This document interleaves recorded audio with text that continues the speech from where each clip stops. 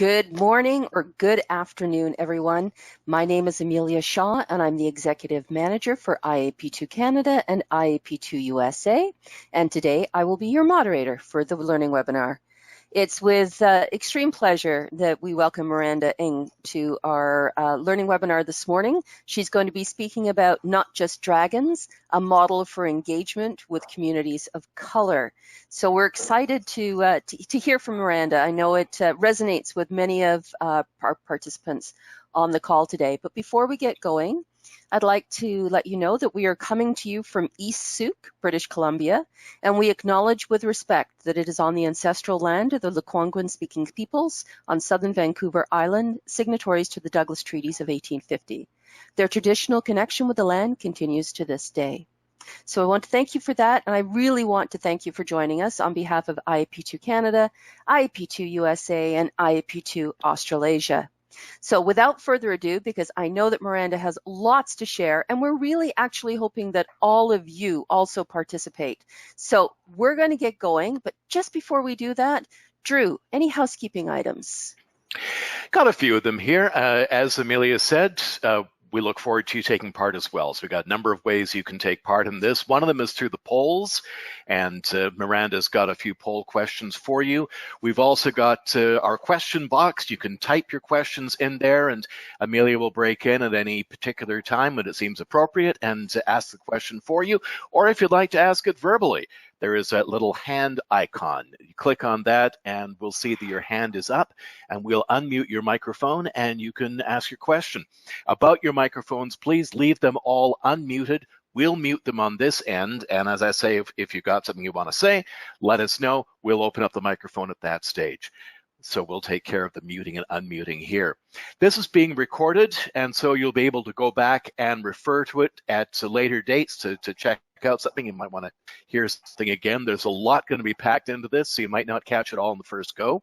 And we'll also send you along Miranda's slide deck and any other collateral information that she's got to go along with this. You'll be able to have that as well. And we will send all of that out to you, including the link to the recording, which will be posted on YouTube. So we'll send you out that link within about 24 to 48 hours of this, and send that around to all of you.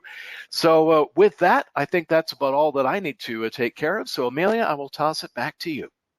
Excellent. Thanks very much. So Tracy, you asked about, will we get a recording of this webinar? And yes, you will. As Drew's just said, everyone will get a recording of the webinar within 24 to 48 hours after this has been completed.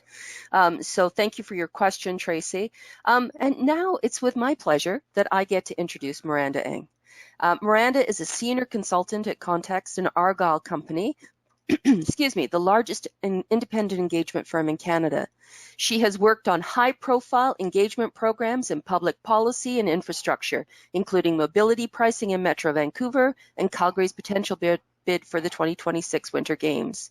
She brings a unique lens and background from working in the federal public service, graduate studies in behavioral strategy, continuing studies in user experience design, and nonprofit work in racial equity. As a young woman of color, Miranda applies an intersectional lens to her work, aiming to hear from those who are hard to reach, yet disproportionately impacted by projects and policies. She serves as a board member of a Chinatown nonprofit working in community-based research, engagement, policy development, and leadership development among Asian-identifying youth to advance social change. So with that, Miranda, I really want to welcome you to today's learning webinar. How you doing? I'm good, thank you. Thank you so much for having me. I hope I'm not muted. Everyone can hear me? We sure can hear you, and we're looking forward to it. Thank you. Thank you. Well, thank you for that great introduction, Amelia and Drew. Hello, everyone. Thank you so much for taking the time.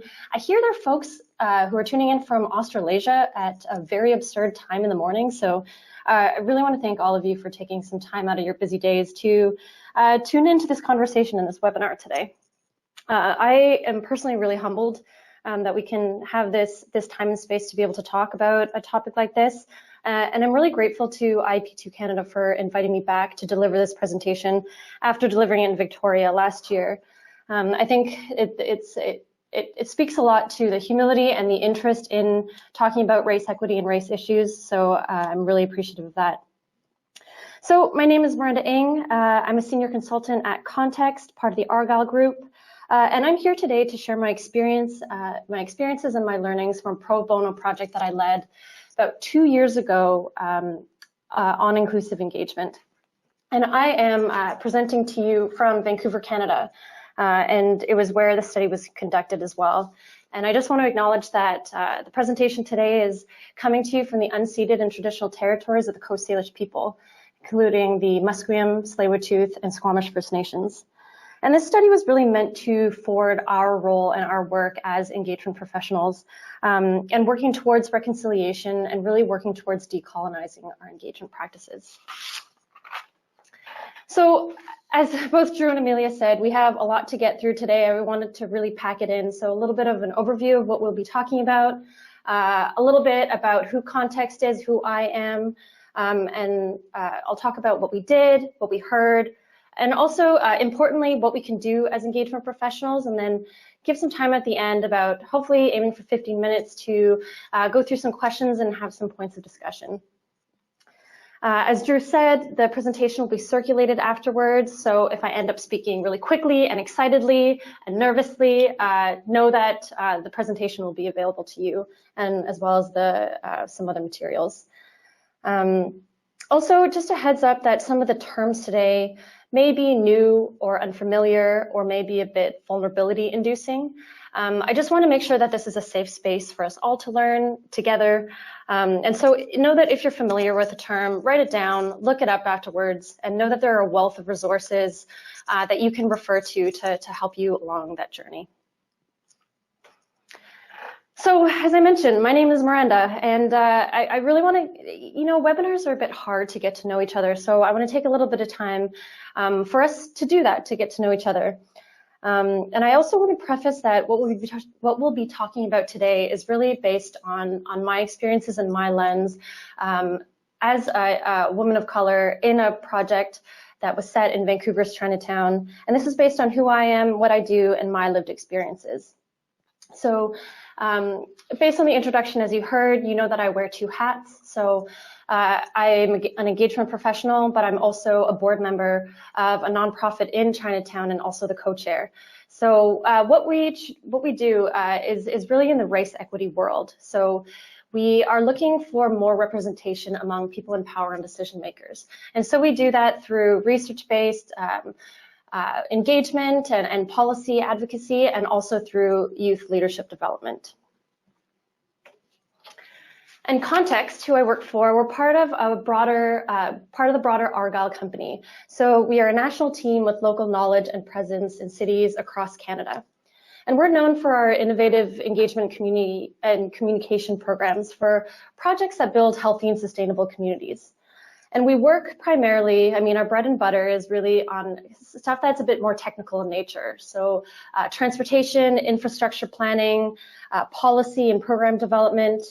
And as Amelia mentioned, we've worked on really high profile projects, from mobility pricing to the Calgary Olympics, and some more localized projects in there. And then as you see from the line here, when it comes to our role as engagement professionals, we like to refer to ourselves as a bit of a conduit. So we set a place for communities to sit at the table when important decisions are being made. And what's really interesting is that this other quote shows a bit of the intersection where I'm at. So describing ourselves in this way, there are a lot of metaphors about tables when it comes to engagement. It raises key questions that my executive director, Kevin, at the Hua Foundation, he often asks this when it comes to public engagement. So who are we not often hearing from? Who's at the table? Who's not at the table? And is the table in the right place? So this kind of intersectional perspective and this commitment to inclusive engagement, it's a grounding value that we have here at Context, who sponsored and funded this pro bono project that I'll be talking to you about today. Because as a company, we wanted to do this both out of a commitment for best practices, but also recognizing, pretty frankly, that our engagement frameworks and our processes, they're really failing to hear from those who are impacted and who are marginalized communities and communities of color. So again, as I said, webinars can be a bit sterile because, I mean, you don't see me, I don't see you, I don't know who's in the room. So I want to ask a couple questions to help me get to know a bit about you. So the first question here is, where do you live? So I'll toss it back to Drew.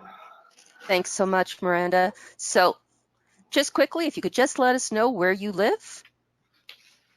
And we know that it's really early for Australia and New Zealand. So if you're with us, thank you very much. But let's hear from everybody else.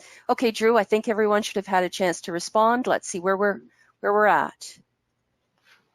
So we have 54% from Canada, 45% from the United States, and we do have somebody from New Zealand, but unfortunately our Australian colleagues might still be in bed. So hopefully they'll hear the recording once it's done.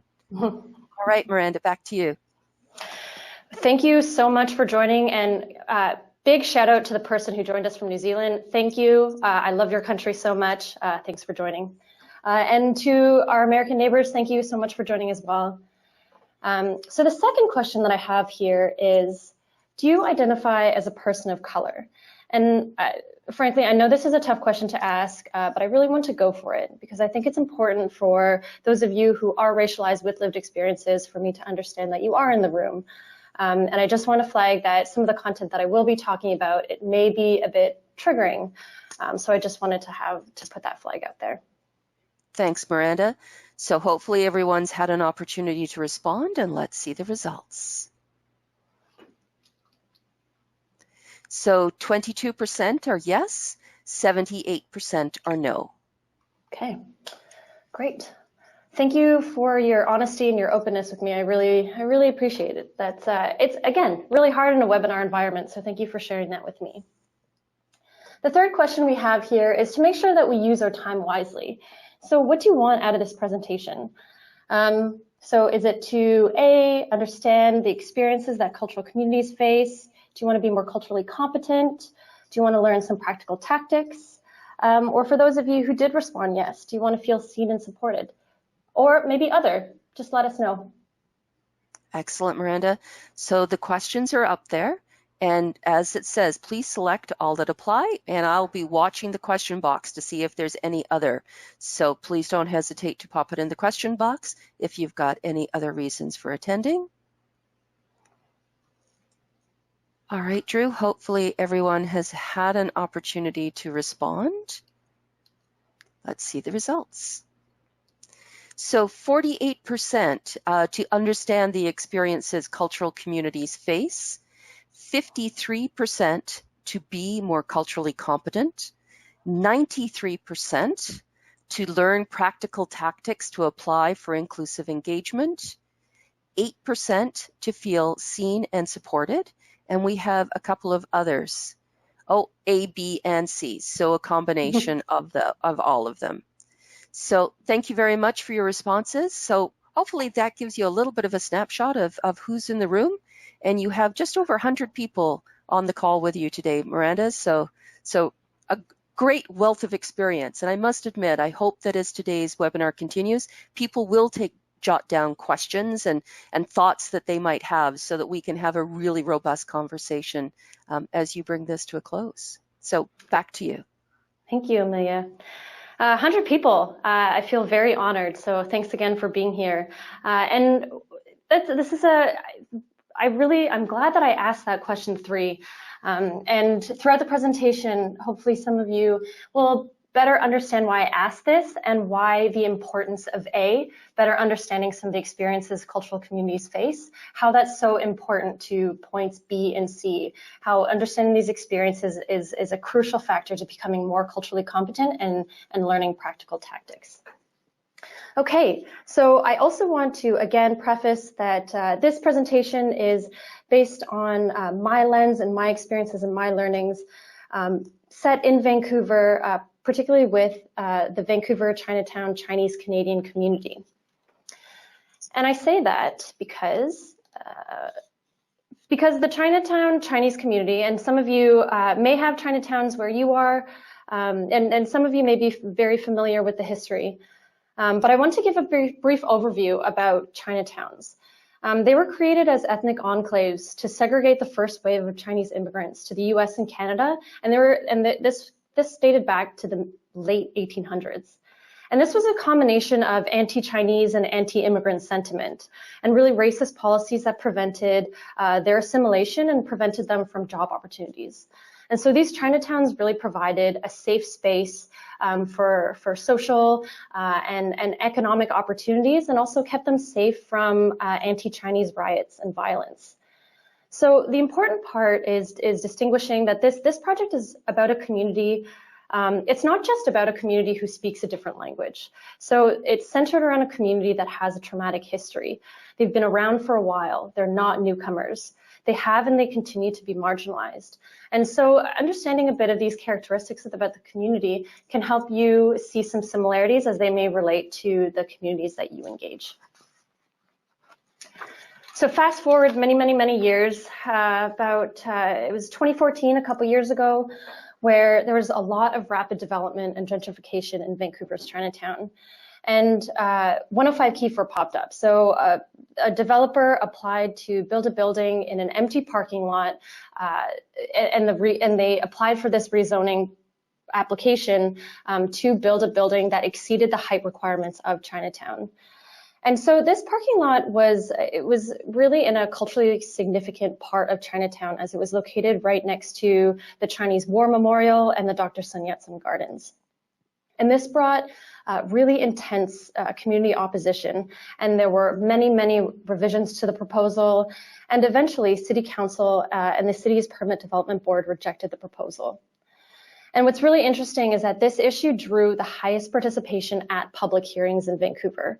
So there were over 200 speakers and over 25 hours of speeches, which is more than a proposal for a downtown casino or even proposed bike lanes in an affluent area, which I'm sure all of you know is a bit of a pain point.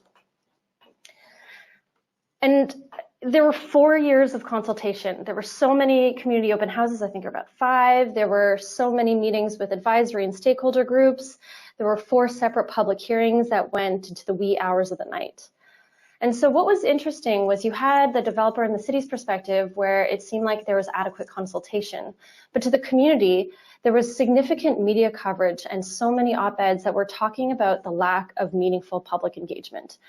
Many of them speaking on behalf of seniors and community members who felt like they were excluded from the process. And so when we talk about inclusion, we have to talk about exclusion. And as an engagement professional and someone involved with Chinatown, this project, this 105 Kiefer issue made me really curious. And this really drove the focal question that was the basis of the pro bono project that I led 2 years ago. And so the objectives of this project were twofold. So the first one was to educate ourselves. And the best way to do that is to go directly to the community. The second objective here was to be better. We want to understand how we can conduct meaningful, inclusive engagement. And so we wanted to have a guiding framework that came out of this work. And so the objective here was to co-create a new model for inclusive public participation and co-create this with the Vancouver Chinatown community so we could share this with our industry and fellow engagement professionals. And this is what I'll be presenting to you today. So the project was essentially 2 focus groups and a bit of a research study. So it started out as from conducting research, we found some best practices that were being done in the industry and that were written about, and we used these to create a skeleton model that we could populate with community input. We then conducted outreach to gather study participants. We then designed the focus group. We then hosted 2 focus groups with 21 very active and visible community members and leaders. We then brought together all the data and analyzed it and then drafted and developed the model. And then we had a report back meeting with a sushi dinner where we talked about what we heard. We presented our draft model for the community input and validation. Then we finalized it and we circulated to the community a final report. Pretty basic stuff. I mean, you all are very familiar with focus group projects. But what I really want to hone in on is these 2 pieces here that are in yellow. So the outreach and the focus group design. Because I can tell you, this was incredibly difficult, very personally challenging for me and just to get the ball rolling. So in terms of outreach, with my knowledge and connections within Chinatown and through referrals, I started reaching out individually and via email to invite people to participate. So these emails included a project overview, who I was, who I am, who Context is, our intentions. I even name dropped the executive director of the Hua Foundation, who is a respected community leader. But this email was not enough. I was met with an incredible amount of suspicion. And this is really to be expected on the heels of 105 Kiefer, when the community felt so tired and so worn, and they felt disrespected. And so they didn't trust us at Context. They didn't trust me. They wanted to know my intentions. So the initial outreach had been too generic. And so I fielded a lot of phone calls and follow-up emails and in-person meetings with community members who wanted to know more.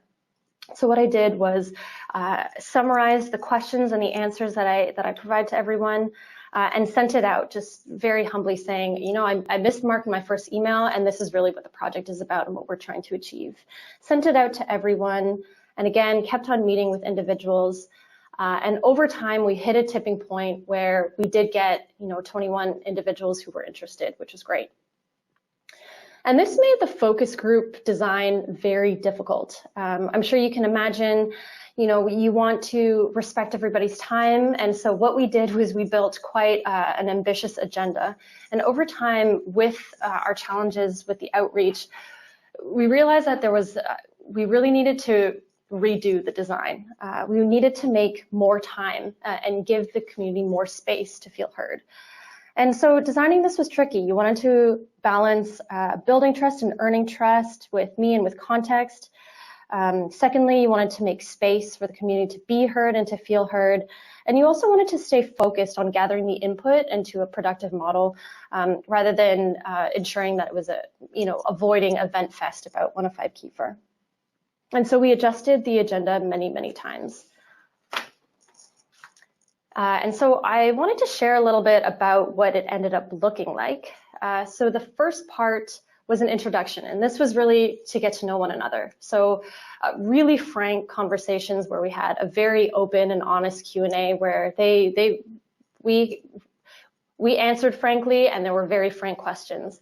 And what was interesting was this ended up being about a third of a 2-hour focus group, about 45 minutes, just in that get to know you period.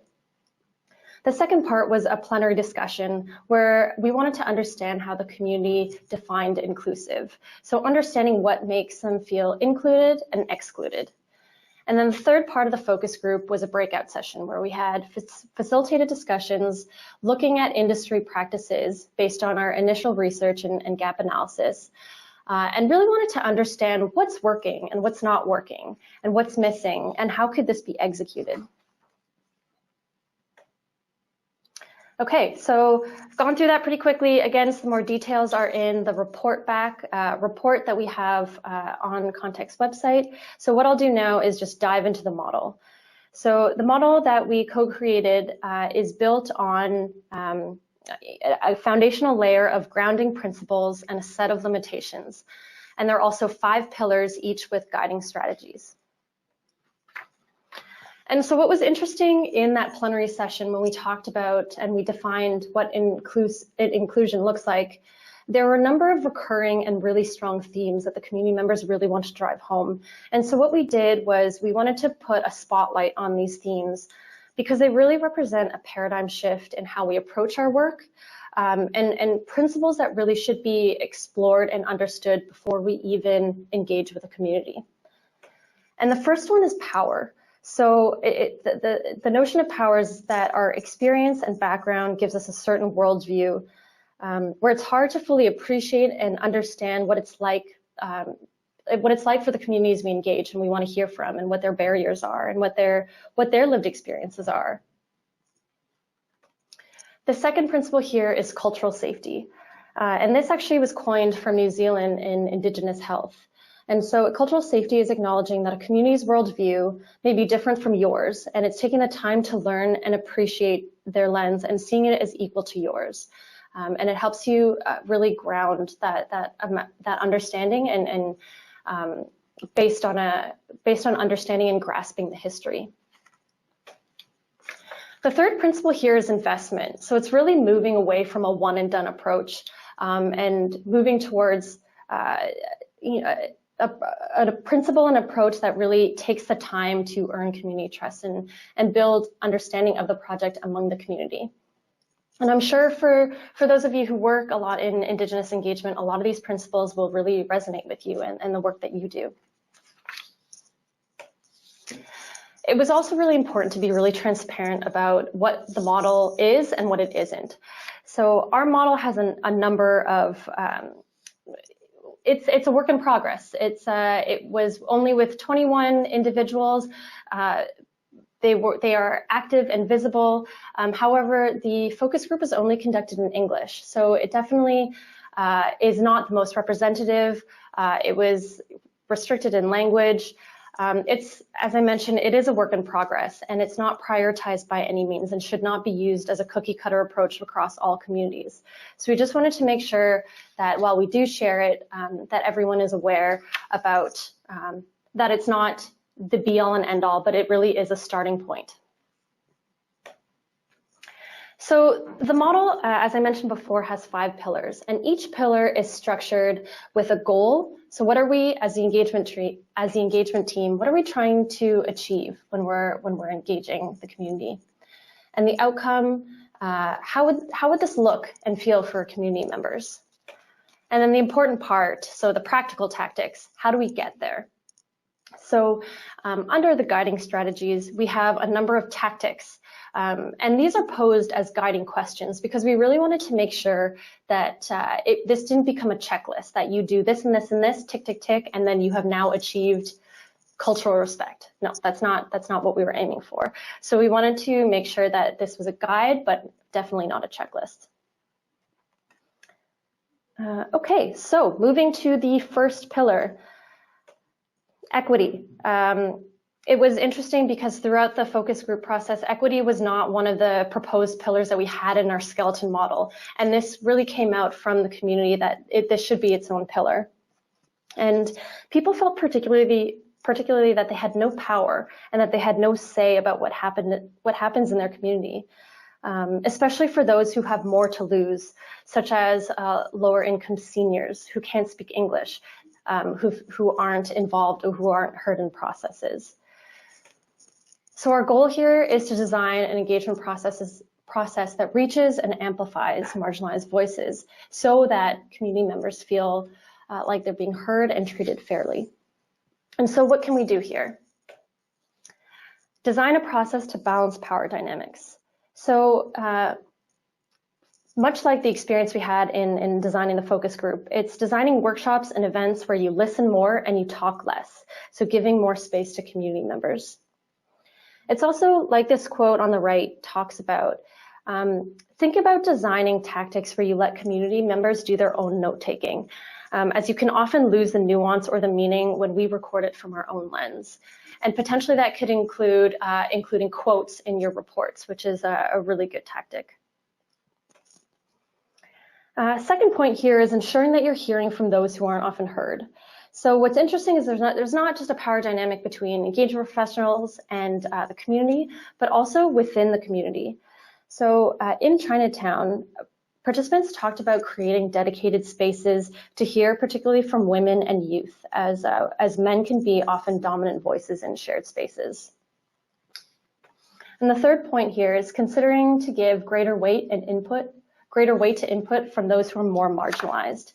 So considering if you're hearing from elected officials and the public and other stakeholders, just a consideration of whether you will weight that input differently. So Miranda, just a quick question. Mm-hmm. People are wondering, how do you extend these invitations?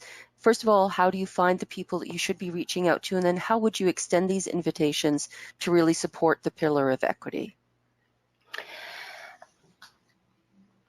That's a really good question. So I can speak from our project where it's helpful when you are familiar with the community, because then that helps you understand who the active and visible community members and leaders are. So what I was able to do was I had a chat with my executive director, came up with a number of individuals and individuals to reach out to and to invite. And then once touching base with them, I also asked for their own referrals, and it kind of cascaded from there. It is quite a bit harder if you are a bit cold to the community or you're not aware. And so I think I'll be speaking to it a little bit later, but I think that just shows the importance of familiarity. I think it's also stakeholder identification and community identification is also really important. So a lot of us, we have stakeholder identification exercises in our planning process when we design engagement programs. So it's spending adequate time to understand who the organizations are, who their staff or execs may be, and looking at the different organizations and reaching out in that way, and then starting to build some relationship with these individuals. So if you don't have pre-established relationships and awareness of the community, I would suggest putting a lot of time into stakeholder identification. Thank you. Mm-hmm. So the second pillar here, it's about cultural respect. And so the goal here is to honor and respect the community's cultural values, history, and diversity so they feel respected, included, and understood. And what was interesting about this pillar was it was formerly called cultural sensitivity, and that was scratched out very quickly by participants. Sensitivity was really a trigger word, where they said it's not about sensitivity, it's not about tolerance, it's about respect. And that's a key point that I took away from those sessions. And so what can this look like? And the first point here is learning about the community's history of exclusion. So there's so much history that explains why Chinatown is the way it is, and that's likely the same with some of the communities that you engage with as well. This comes, from the exclusionary Chinese head tax policy, which it prevented families from being united. The history of exclusion also denied Chinese people the right to vote until 1947, which is about 30 years after women had the right to vote. So just understanding what that history looks like and how this history can impact public participation and the community's trust in public processes, I'm sure it could give you a bit more of an appreciation, understanding there. As the participant said, and I quote, "Understanding the community's history is critical to working constructively." Not only do you want to learn about the history, but also learning about the community. So in Chinatown, there are very nuanced community structures and dynamics, like clans and organizations and businesses. And that really comes from understanding that history. And it's important to be aware of these, and also being aware that that you may be an outsider, and so you may not be privy to all this information. But I think it's important to be aware of that and just understanding how the dynamics of the community are. And with understanding the dynamics, it's recognizing that the community is complex. So in Chinatown, there are many tensions and alliances. There are different perspectives on projects. So for example, 105 Kiefer was very divisive, with people pro, people against. So it's not flattening the community into one bucket. It's about recognizing that there are different views and different opinions within the community. Within the complexity is also recognizing that the Chinatown community may require a different approach than, for example, a newcomer community. So it's understanding the different dynamics and the different distinguishing factors of race and class and history. And this goes without saying, but the community members were also, they wanted to make sure that we understood that putting a panda or a dragon on something does not make something culturally respectful. And that says a little bit about the presentation's name. Okay, the third pillar here is community involvement. And so we know that this is a common practice for inclusive engagement, so like having community advisory councils or committees. But we dug a bit deeper and we heard some nuances. And there are some pretty frank observations on how to meaningfully involve community in a way that doesn't tokenize. So what we want to do is create a meaningful way for the community to shape the process and the outcome so that their input feels valued and that they feel like they have an opportunity to shape the outcome of the process. And so the first piece was seeking diverse community input, and the key word here being diverse. It's important, and it was talked about many times. Community members questioned whether the liaisons and the advisors who were appointed to these community panels or advisory groups, whether they truly represented the community values and had the lived experiences of the community. So for example, does the highly educated architect who is also Chinese Canadian, do they have the same experiences? And making sure that this individual does not speak on behalf of the community. The second point here is building community capacity to engage. And this was a really interesting point for me. It's not just us parachuting in, but it's taking the time to build the capacity to ensure that they understand the project, the trade-offs, the planning and the engagement process, and doing this in an unbiased way, and giving the community time to absorb the information before having to provide input. Particularly, this is challenging because in Chinatown, there are different literacy levels, particularly among the seniors. So those quotes there, I think the term racial licensing, which is what one of our participants talked about, it's really important that community involvement, again, is not tokenizing. The fourth pillar here is on accessibility. And accessibility, again, is a really common practice when it comes to inclusive engagement. So here we dug a bit deeper to hear a bit more nuance. And what we heard was public participation doesn't often include choice, that you have to speak a certain way or you have to write in a certain way to be able to provide your input. And this is particularly difficult in Chinatown, as I mentioned, the differing literacy levels. And so it's about creating providing choice. And so our goal here is to eliminate the barriers to participation and offer different ways to seek and hear input so community members feel informed and enabled to participate in the engagement process. And the first one is investing in accessibility. So we all know this, we encounter this all the time, and this is more than picking venues that are accessible and friendly for people with different abilities. But it also looks it's going a bit further. So one of the community members talked about translation equity, where sometimes we translate our communication materials that are going out so people can understand and they can provide input. But we often don't translate the discussion and the dialogue and the report back. And so it's a bit one-sided. So that concept of translation equity was really interesting to me. The second point is minimizing the burden to participate. So this could look like providing compensation or incentives or even mutual benefit for the community to provide their time and their input.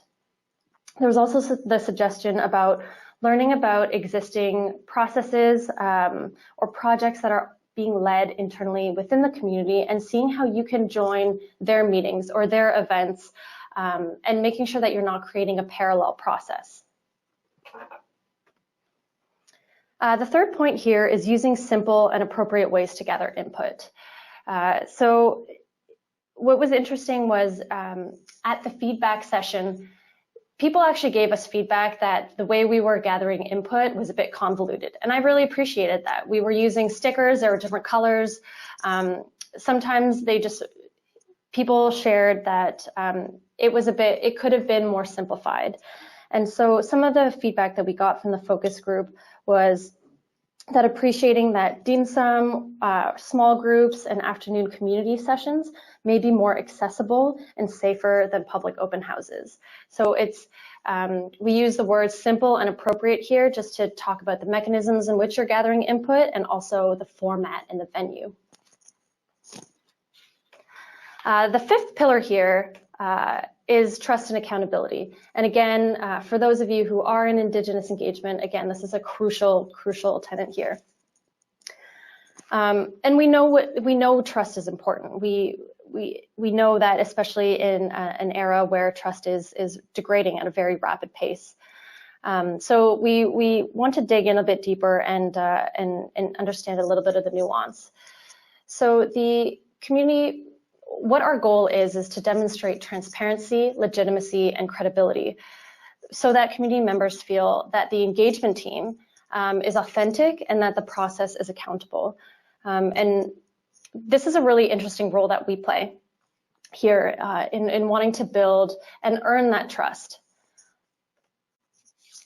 And so how do we do this? It's about investing time to build relationship with community members, really looking at that grounding principle that we need to change a bit of the notion of the concept of time.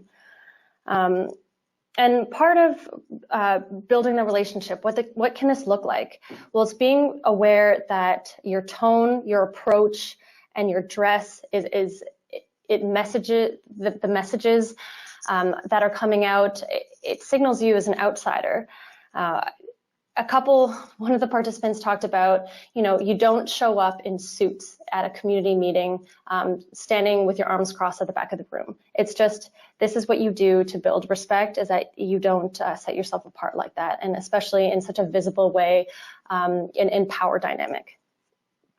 It's also about showing your face at community events and showing that you care and that you're interested, and also sharing meals together. Anytime that you can eat with someone, it's a really great way to help build that relationship. It's also important to invest the time. So again, as I mentioned before, acknowledging that trust must be earned. So it could be appointing a project lead that may already have the trust of the community, or is a member of the community, or has trust by proxy. So similar to my situation where I had my ED vouch for me. The third point here is being open and authentic. So I definitely learned this the hard way, where it just talks about the importance of being clear about your objectives, the level of community influence you have in the final decision, who you work for, and what your goals and what your objectives and what your intentions are. An important one here is also being flexible and willing to adapt when you make mistakes, or just being willing to adapt. For example, changing the focus group design of the agenda.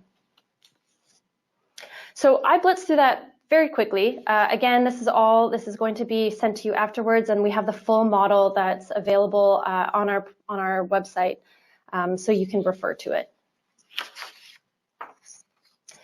And how did the community receive this? So at the report back meeting, we got some really good feedback. I'm not going to read this out, but I think the important points to draw from this is, all of this helps build a foundation for engaging with humility. This is a positive starting point. So again, this is, see it as a guiding model and a framework to help give you some considerations and some starting points while you're designing your engagement programs. So what can we do? What I want is that we don't go away feeling disheartened or powerless, because it's actually the opposite. I think we do have a lot of power. We do have power as engagement professionals. So I wanted to summarize some key takeaways that I want to share with you. So the last activity of the focus group was a dotocracy, where we asked 2 questions, and we gave the first question, we gave participants 3 yellow dots for the first question and 3 red dots for the second question. And the first question was, where do you think engagement teams are now putting their resources? And so this was under the structure of the pillars that we had talked about during this session. And you can see that community involvement and accessibility, or where participants thought most of the investment was going into. What was interesting was some participants didn't use all their dots because they felt like there wasn't investment going in, or they ripped their dots in half or in quarters because they didn't want to give the credit that there was actually investment going in there. The second question was, where do you think engagement teams should be putting their resources? And you can tell here, based on community input, that we are really missing the mark when it comes to trust and accountability and cultural respect. People even tore the border of the sticker around the dots to really emphasize, and that's what those plus signs are, because they really wanted to drive it home that these investments were really important. So I also have a number of takeaways and some recommendations and suggestions for you wherever you are in your journey of how you can start applying this. So the first one, we can make P2 more inclusive when we recognize and balance the power we have as engagement professionals. So it's going back to look at those grounding principles and understanding that these may be new concepts for some people, and it could be a paradigm shift, and it's taking the time to understand and explore that. And this can be facilitated through cultural safety or equity training. There are a number of equity and diversity consultants out there. I have taken an Indigenous cultural safety training course that's offered here in BC by the Provincial Health Services Authority.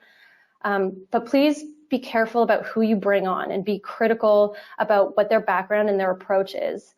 It's important that they bring an anti-oppressive and decolonizing lens, because that's where you talk about the imbalance of power. What you can also do is listen, read, and watch. There are so many books and movies and podcasts and poems that are written and produced by people of color with lived experiences. So a couple of suggestions. There's a book by Ijeoma Oluo that's called So You Want to Talk About Race. There are also these fantastic podcasts, one that's done by the Globe and Mail called Color Code, another one done by NPR called Code Switch. Second takeaway here is we can make P2 more inclusive when we learn about the community's history and use this understanding to engage with cultural respect. One of the participants said, "I can't express how important it is to learn about the community's history of exclusion." And so what can we do? It's learning about the history. So I personally didn't learn about the Chinese head tax until university. So there's a lot of our colonial history in North America and potentially in Australasia as well that isn't taught in school. So it's taking the time to dig a bit deeper and find out what you don't know. It's also important to stay informed. So potentially the communities that you are trying to engage with, they're being squeezed at all sides from different issues, different policies there are a number of current issues that they're implicated in right now. And we see that across the world right now. And so it's important to understand what the community is facing historically and presently. What else can we do? You can immerse yourself. So this is, taking the ethnographic research perspective, going to community markets, going to restaurants, traveling, doing what you can to understand how and why the community's norms and their values are different from yours. The third point here is we can make P2 more inclusive when we take the time to build relationship, earn trust, and be accountable to communities. I can say that from my experience, a month after that outreach and that really challenging time of suspicion and distrust, we hugged at the report back meeting. 2 years later, when I see some community members, they ask me about my personal life and we still hug. So it's a pretty momentous occasion when you can earn trust and build that relationship. And so what can we do? I think with our position, you can pick your projects carefully if you want to build a long-term relationship with community. So taking on projects that have a reasonable budget, a reasonable timeline, because you don't want to be that person in the room who's apologizing for an engagement project that's perceived as not meaningful. You can also provide feedback to your client in saying that reaching hard to reach communities requires investment and a reasonable budget. And in falling short of that, there are risks, and being able to provide them with a risk analysis. Another thing that we can do to build relationship and earn that trust is showing up in the community. So starting to go to community events and gatherings and just showing face. I think that's important. And again, remembering to not wear a suit when you're doing that.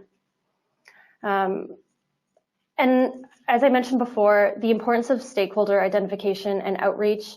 If you don't have a lot of time in your engagement process, one of the first things that you should do is direct outreach and introductions to community organizations and to members. Okay, the fourth point here is we can make P2 more inclusive when we advocate for dedicated resources and programs to reach those who aren't often heard. And so what can that look like? Well, you can think about submitting proposals with dedicated timing and programs to engage harder to reach communities.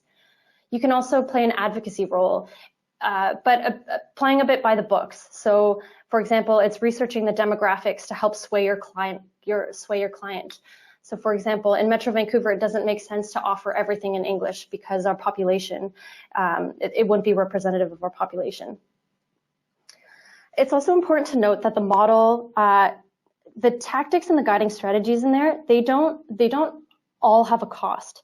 So again, when you're doing your stakeholder identification mapping and you're sending out those invitations, it's about being thoughtful about who you're inviting and making sure that it's representative of the different socioeconomic experiences and the different lenses that you may want to include in your engagement. An important part is also to think about trade-offs. So thinking of creative ways to do more with less. So for example, you could choose to have it in a community center rather than a hotel for a stakeholder event, and then you can use those savings to allocate towards translation. Or you could save on fancy printing and use your own printer and use the money to bring refreshments from a local community bakery. Or you can opt out of using a caterer and bring in your own food platters. So there are creative ways to help allocate resources. The fifth point here is we can make P2 more inclusive when our industry is more representative of the lived experiences and the cultural identities of the communities we engage. This is important, and it's also important to recognize that this is a systemic issue, and it speaks to an access to education and opportunities to advance. So think about this as you hire, and remember that intentional outreach might be needed, especially if your organization or your industry is quite white, and so it can be quite daunting, and I speak from experience when I say that. It's also important to hire at key levels, especially frontline levels. For example, the Intercept team, or those who are doing the data analysis, or your facilitators. So really ensuring that your frontline individuals who are interacting with the community and who get to dissect and analyze and report back on what we heard, they understand the lenses and have those lived experience, so they have that nuanced understanding. I also want to flag to please not hire for tokenistic or symbolic reasons. For example, one Asian person to reach the Asian community, or one Asian person to tell you what is or isn't appropriate to reach and engage the Asian community. It's extremely, it can take a serious toll. It's emotionally draining and it's very hard. And so I really caution to please not do that. And for those of you who are racialized individuals and engagement professionals, I see you, and it is really hard and it's very difficult sometimes because it is hard work. It's difficult to engage with harder to reach communities when it becomes very personal to you. So I encourage you to have resiliency and wellness strategies, have a support system, have boundaries, and have allies on your team or in your organization who can speak out and speak up with you. I really want to end on this note that with power comes responsibility. It's on us as engagement professionals to make public participation more inclusive and equitable. I'm really happy to share this model with you. It was co-created with the Chinatown community, so know that it's available to you. And I have my email on the next slide. So if you want to update me or send me any stories of experiences you have in using different tactics in your own work, I would be very happy to hear from you. And I'd be happy to work with your team as well if you need any support in designing inclusive engagement processes with cultural communities. So thank you so much for your time. I packed a lot in, so sorry if that was really, really fast, but I really wanted to try to get as much out there. Miranda, thank you so very much for sharing everything. I know there's more to share, and I know that you're more than welcoming in inviting people to approach you directly and learn more about what you're doing. And as you mentioned, you provided a couple of different examples of things that people could learn from. So I'm hoping that you'll send those links to Drew, and we will send them out when we send the recording and the PowerPoint and everything else, so people will have that information. But we've got quite a few questions waiting for you and a couple of comments, so give you an opportunity to breathe. And also I really do truly want to thank you for being humble and recognizing that we all need to learn. we all need to take deep breaths and to say, don't be overwhelmed, but what can we do? How can we help? How can we listen? And people were very respectful today as they were listening to you as you were going through all of this. And now is your opportunity to share. What are your thoughts? What are your ideas? What are your questions? We've got about another 15 minutes to do that, so I'll start with the first question, and it's from Liz. When engaging in a multicultural area, do you have any advice on how to engage a diverse participant group?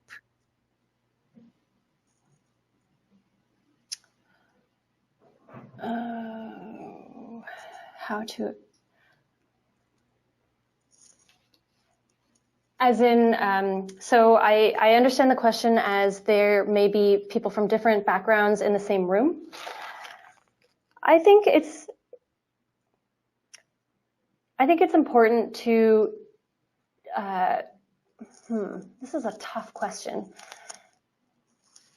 I would apply some of the same principles because people typically, when you have stakeholder meetings or different sessions, that they're often people with different backgrounds in the room anyway. So I think it's taking the time to understand the different backgrounds, the different perspectives, and again, through your facilitation methods, creating different ways for people to provide input, and that can look like choice. So it could be making sure that all input is not done through plenary, but potentially giving them post-it notes or other ways of writing or taking notes, or maybe having a one-on-one session with one of the staff members afterwards. So if you see, if you're scanning the room and you see that there are different varying levels of engagement and someone is sitting back, but you know that they have something to share, it may be a follow-up afterwards, not in front of everyone, but really catering to what the different needs are, understanding that you do have, you know, a diverse group. Mm-hmm. That would be my suggestion. Yeah, and certainly knowing who's in the room and giving people the opportunity to listen and learn from each other, because they're probably coming at your project from slightly different perspectives. So opening it up, encouraging, celebrating the different diversity that's within the room, I think is great. And also absolutely providing all of those different ways to become engaged, become informed. Thank you for that. Mm-hmm. Mm-hmm. So Julie was asking, how long was the engagement process in total? Thanks for your question, Julie. So we started planning at the end, or about mid-June, and then we had both focus groups in July, and then we had a report back meeting near the end of August. So it was quite accelerated. Thank you. So a couple of comments now from Kobe. Ooh. I'm glad you spoke about racial license, which is a new term for me, but a practice I regularly observe and experience. Oftentimes, engagement by majority communities is conducted through proxies, even though the proxies aren't the ones who need to establish the relationships. And I think that's more of a comment. Certainly, I think we have lots of practitioners on the line today, so others may feel that way. But any thoughts on Kobe's comment, Miranda?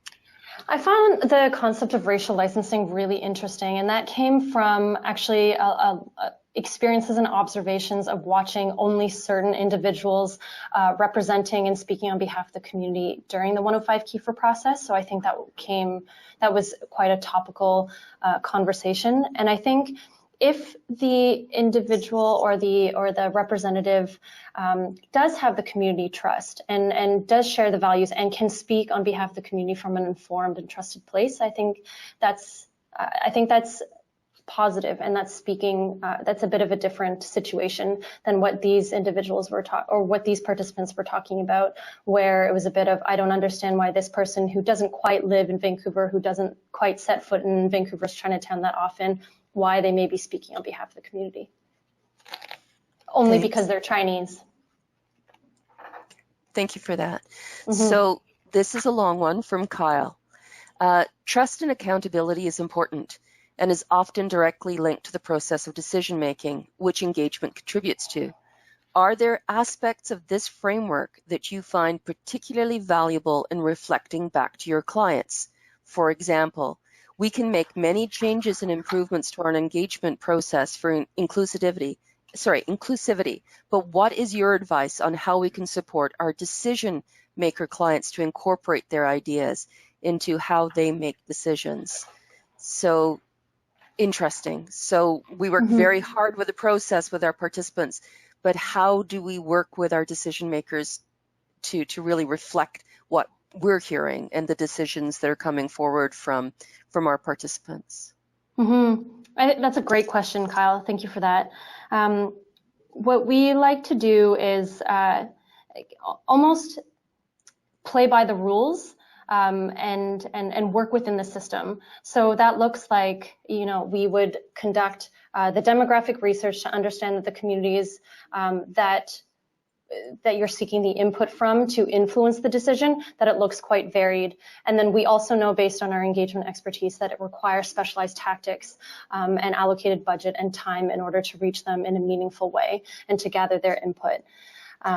And that might be done through, if you are working with the decision maker, the client, or the elected official, being able to provide a bit of a risk analysis that it's really important that we do this because falling short could hurt the credibility of the decision. And what we also do in our What We Heard reports is we report back on the composition of the participants who had their say.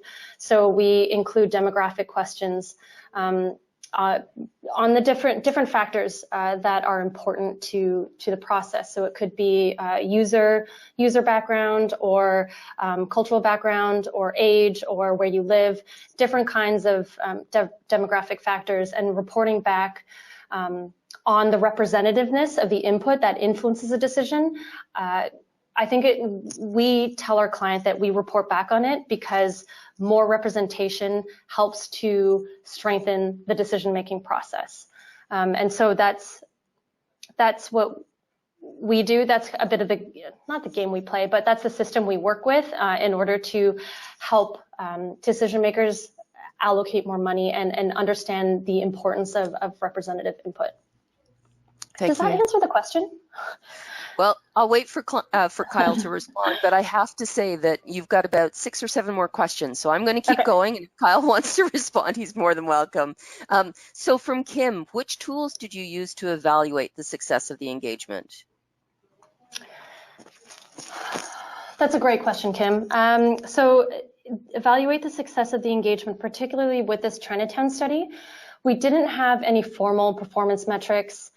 We didn't have an evaluation survey at the end, but I can tell you that getting hugs and having personal dialogue and conversations with community members a couple months, a couple years after the touch point, I think was really important and is indicative of something that we built and that we took the time to earn.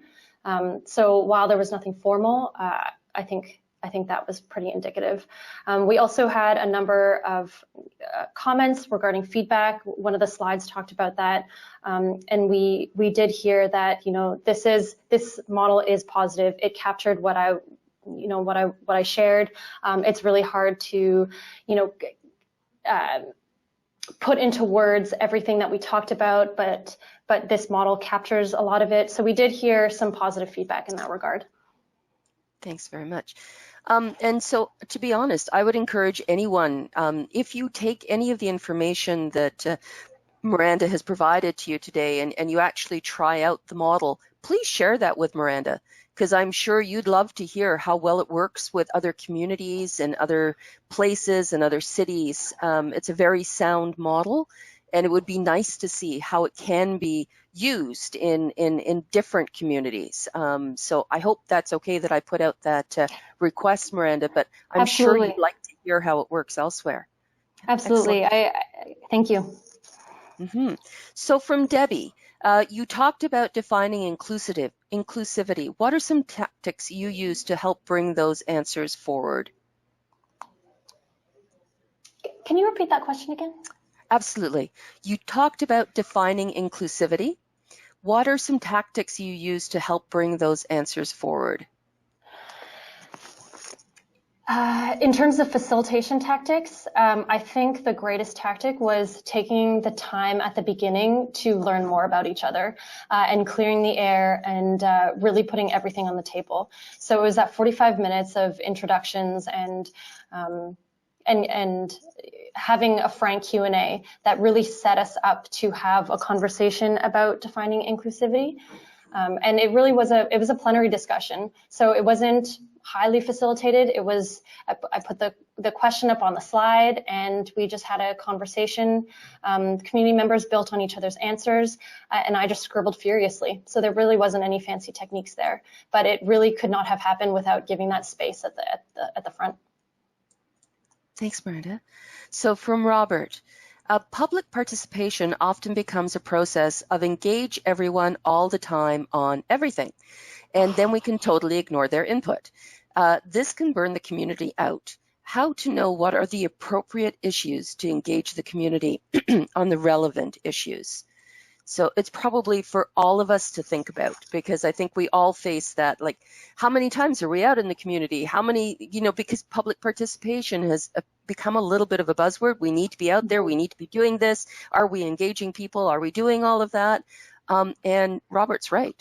Sometimes we don't do it well and we do burn people out. So any thoughts?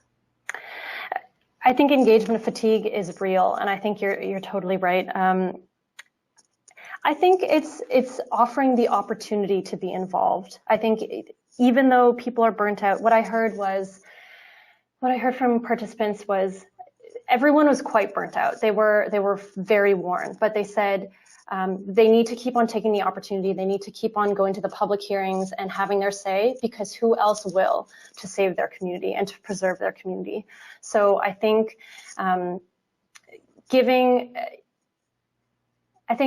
doing what you can to see where you can condense or group your engagement processes, maybe so you go out a bit less, or you're careful about the timing of concurrent engagement processes. So you're not piecemeal engaging on one go and trying to be really intentional about it. Because I think you're right. I think the burnout and fatigue is real.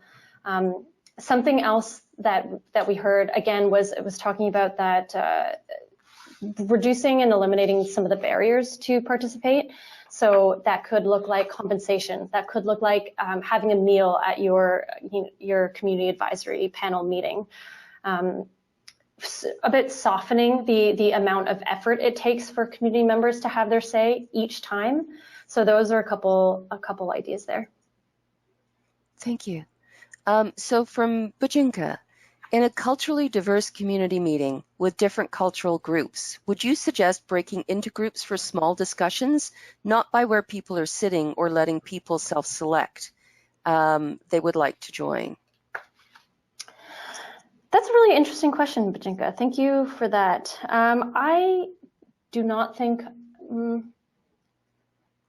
Ideally, I would spend a bit of time with your questions before responding to them on the spot, but I think my immediate response would be I wouldn't segregate it and I wouldn't parse everybody out. I think I would keep it in a group, or I would break out the breakout groups in a non-culturally specific way, because what's interesting and what we're trying to learn from this model and testing it is that there's some similarities across communities, especially factors of history of exclusion, race and class, ethnic enclaves and gentrification in some of these ethnic enclaves and these areas.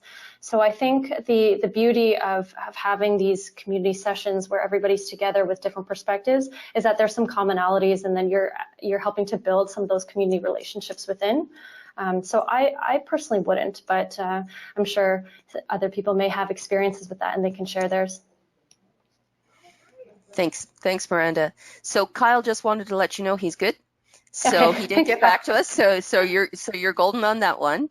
And from Camden, one Department of Transportation appointed a, in quotes, tribal liaison, and she is terrible at her job. We had a project in an area with substantial First Nation population, and all of the outreach to these groups was removed from our outreach plan and given to the tribal liaison. The result was one email sent to a few First Nation leaders 1 week before the meeting. It looked really bad, and we had nearly zero participation from First Nation people. Any suggestions for bureaucratic workaround? Whew. Tribal liaison. I have never heard it referred to in that way. I think I wouldn't call it that. I'm sorry to hear about your experience. This study was looking at cultural communities. I think when you're talking about Indigenous communities and engaging with Indigenous communities, there is so much to learn. And so I don't want to pretend that this model incorporates or includes Indigenous communities by any means.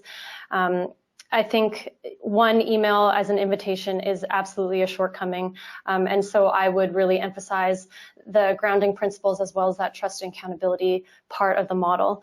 I think if you wanted to play in the bureaucratic realm, again, talking about some of that risk analysis, I think it's quite obvious if you look from a resource perspective that you had an engagement program and very few or one individual showed up, which really discredits and reduces some of that credibility of the decision and the engagement process. So if you incorporate that into risk analysis and how that's not very good value for money, I would say that's a bit more bureaucratic speak of being able to chat with some of the government folks about why just a better approach is needed. There is so much more that I can say for this response, but because your question was looking at how we can talk about this with government officials, I think those are some of the tactics that you could use. But I do think there's a good level of education and understanding and Indigenous cultural competency that is involved for any kind of outreach and engagement and relationship building with Indigenous communities. And I'm hoping that if the tribal liaison that you are working with, if they are falling short, I hope something can be rectified very quickly. Thanks, Miranda. So you've got a lot of other comments that would thank you and great presentation, but I'm going to give you a chance to breathe for just for about a minute while I talk about what's coming up next month, and then I'll give you an opportunity for any last words. So coming up next month is the last of our Victoria Encore series, session presentations from the 2018 IAP2 North American Conference that attendees told us would make a good webinar. Navigating the Culture Wars through Thoughtful P2 is a look at human behavior, the battle for control and toxic participants, and how we approach these issues as P2 practitioners. It's never been easy, but to be successful these days, we need to adjust to a hyper-political and partisan environment. This session will explore the key battles we face in designing and conducting successful participation. We'll discuss creating a level playing field, creating trust, and facilitating success. What are the obstacles?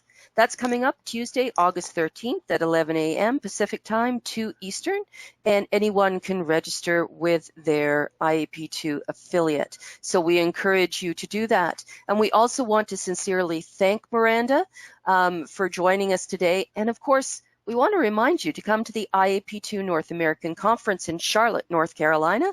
It's happening September 4th to September 6th. And this is where a lot of these webinars originate from people that have come in, they've participated in these conference sessions, and they've said, other people need to hear this. Other people need to be able to learn what I've just learned and listened to. So Miranda, any last thoughts before we sign off? I just want to quickly say a huge thank you to everyone who tuned in. And the presentation, it was quick, it was fast, it was a bit dense. But thank you for the really thoughtful questions and the comments. I hope that all of you take something away and have something that you can do within your power to be able to help change the way that we can engage with marginalized and communities of color in a more meaningful way. I also really want to thank Amelia and Drew for having me back here and for giving me the opportunity to talk about this. It's a really important topic, and I think I really encourage everyone to continue along their journeys about understanding race equity and race issues. So thank you very much, Miranda. Thank you again for sharing your knowledge. And thank you to everyone for participating. I know there was a couple of questions that I didn't get to, but I would absolutely encourage you to approach Miranda directly. And Tim, we saw your question about Indigenous. We did have an Indigenous taster series back in, I believe, February. So we'll try and make sure that we send you a link to that presentation as well. So thank you, thank you, thank you. I hope that everyone has a wonderful summer. Get out and enjoy. And we look forward to talking to you again in August. Take care. Bye-bye now.